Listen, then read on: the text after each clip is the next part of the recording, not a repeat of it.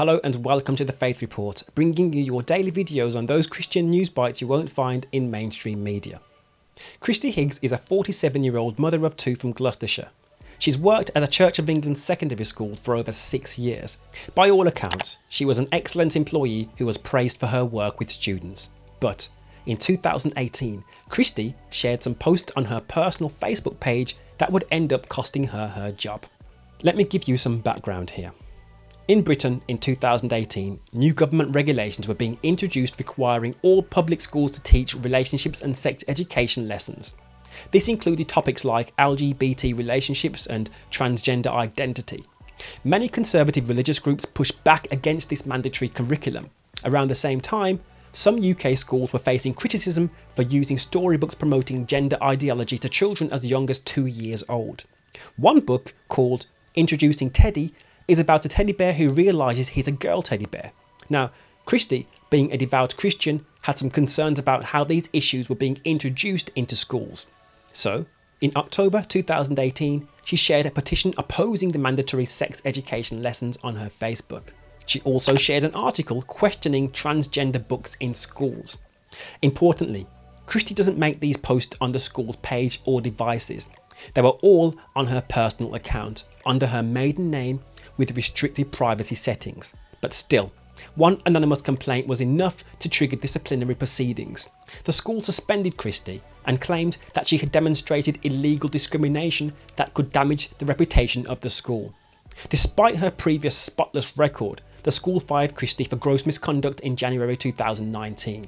They said that she breached conduct policies requiring employees to demonstrate neutral tolerance and respect for other people. Kristie decided to fight her dismissal to defend her religious freedom. The case went to an employment tribunal in 2020, and Kristie's lawyers argued that her posts didn't attack individuals but rather expressed concerns about new school curriculums from a Christian perspective. However, the tribunal ruled in favour of the school's right to fire her. This is when things got really interesting in the legal battle. Kristie appealed the decision but quickly hit roadblocks. Now listen to this. The original appeal court judge, Honourable Mr Justice Edward Lord, turned out to be a transgender activist who gave paid talks advocating transgender ideology in schools. He was forced to recuse himself from the case due to his clear bias. His replacement, Andrew Morris, was a former teachers' union official who also had to step down under accusations of anti-Christian bias. Finally, after years of delays, an appeals judge had now given Kristie permission to take her full case to the Court of Appeal.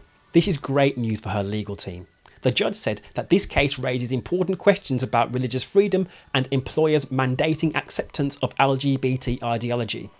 Kristie also alleges that the school inconsistently applied conduct codes to punish her Christian views. While we await the full court hearing, Kristie's story already illustrates the tensions between traditional faith and new gender theory acceptance. It also raises concerns about privacy, free speech and ideological tolerance. As Kristie herself said, "From the beginning, despite the many attempts by the school to suggest otherwise, this has always been about my Christian beliefs and me being discriminated against for expressing them in my own time. I'll be following this case closely and I'll let you know when the Court of Appeal hears the full arguments. There are many complex issues around faith, gender, free speech and more." Anyhow, if you found this video interesting, you might also like this one where I talk a little bit about another teacher here in the UK who was fired for his personal Christian views expressed in his own time. And with that, I'll see you tomorrow. Keep the faith.